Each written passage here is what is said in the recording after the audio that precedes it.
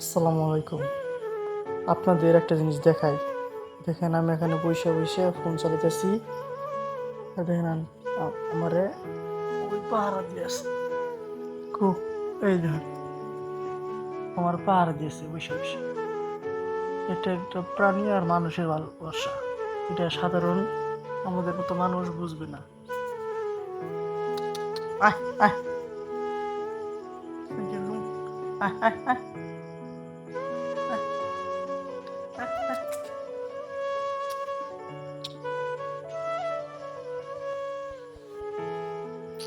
হুম, ধর।